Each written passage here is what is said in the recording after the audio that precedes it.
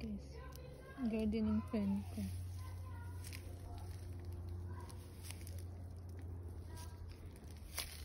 I came here earlier to get some pipino. And then yan.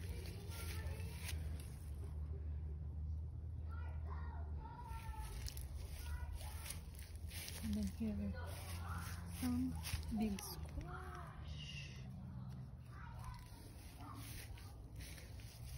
Another squash. Squash.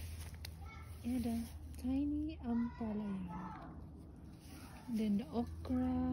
There's some okra. I'm gonna get in. I'm gonna find some sili for our kinilaw. Kilawin, alagbate, and then kangkong, and then alagbate, okra. Here's the okra. Here are the sili, bell pepper. They're over there. I'm gonna walk slowly because I might just try garden. Where are the tomatoes? No more tomatoes because it's almost winter. Here's the eggplant. And there's the other one, a ripe one. Tomatoes. More okras there. Look for a sili. Here's the sili. Siling maanghang. Oops. Siling maanghang. More alagbati over there. I'll show you some pipino if I could see some. More also. Oh, here's a pipino. It's already ripe, but I already got like 2 earlier for our kilawin kinilaw. Hard to see it because they're already start to die.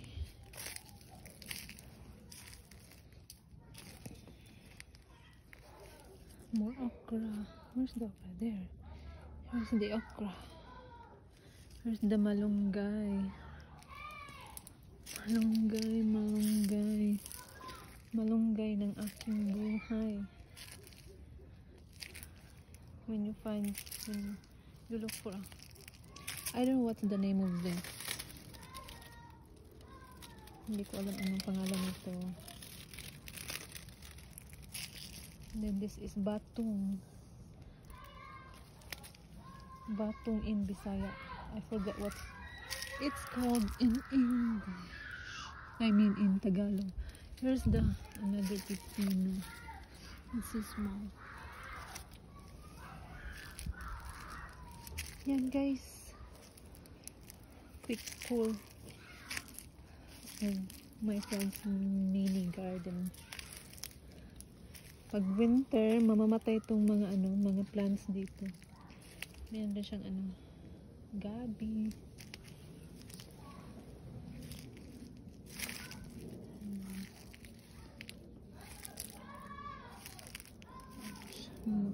Makati.